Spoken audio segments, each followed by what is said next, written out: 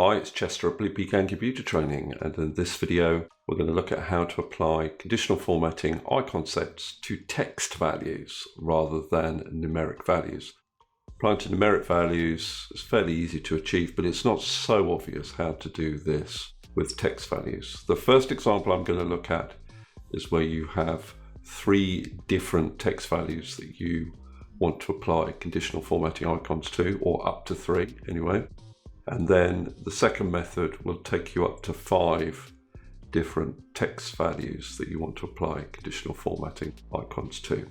Okay, let's see how we can achieve this.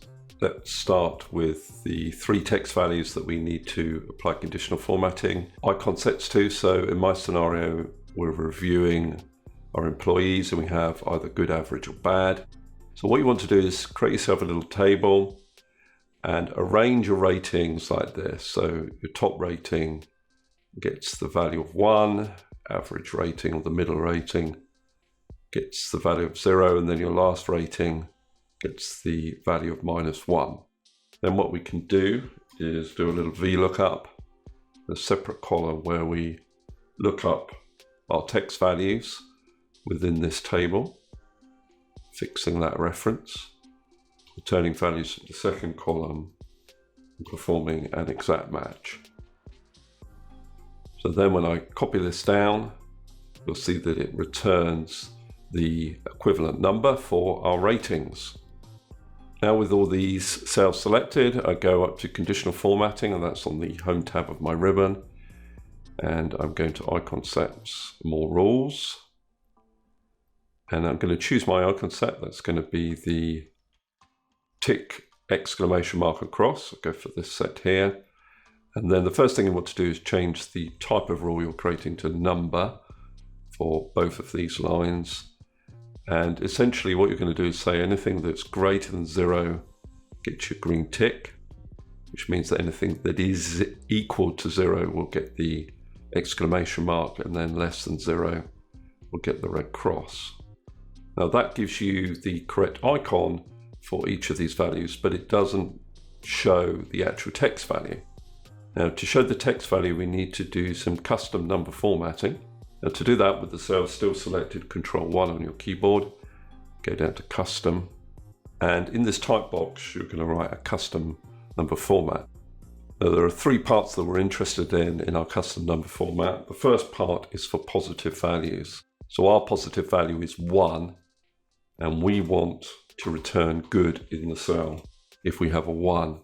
Then you put a semicolon in, and the next part of the custom number formatting is for negative values, and we have bad for our negative value. And then the third part of the custom number formatting, so put a semicolon in again, is for 0 values, and for that we have average. So you've got positive numbers will return good. We only have one positive number, which is 1. Then bad is for the negative number, which is -1. And then our zeros will return average. Notice that each part is separated by a semicolon. Click on OK.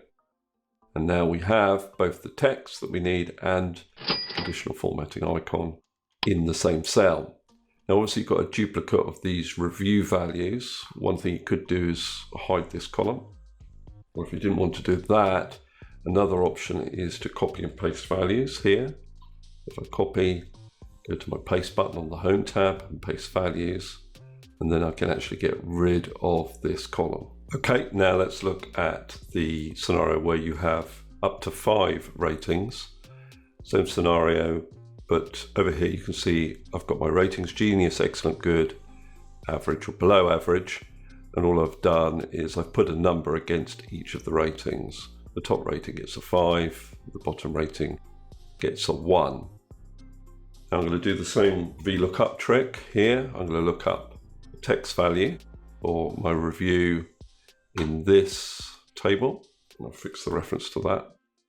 I'm returning values from the second column and doing an exact match.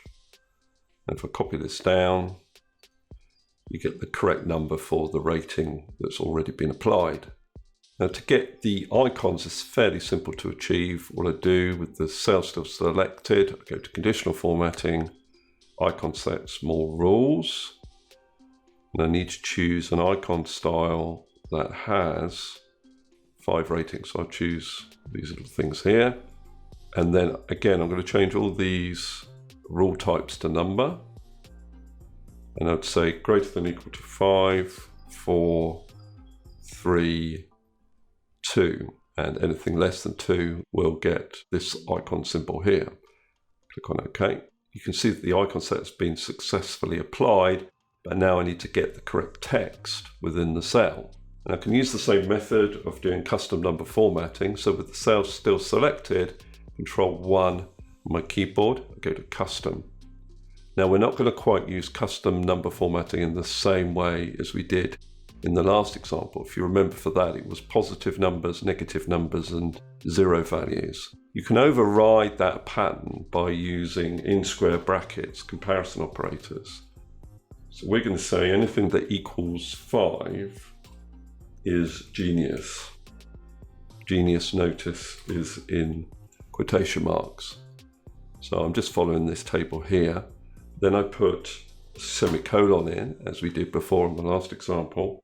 And I'm going to say anything that is equal to 4, again in square brackets, and then in quotation marks, excellent. Now I can only set 2 rules here. But what I can do is, after the next semicolon, specify what I want to return if none of those previous rules are met. And for us, that's good. And that's as far as we can go. So I click on OK.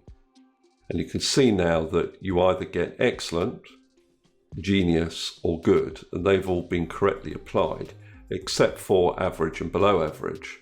So how do we deal with average and below average? Well, we can actually deal with it via conditional formatting. With the cells still selected, we go up to conditional formatting, new rule, and we want to set a rule for any values below 3. So that would capture average and below average. I say format only cells that contain a cell value that is less than 3. Then I can go to format, number, custom, and I can write my rule. So my rule here would be equal to 2. We want average. And then if that isn't true, the semicolon, we want below average. If I click on OK,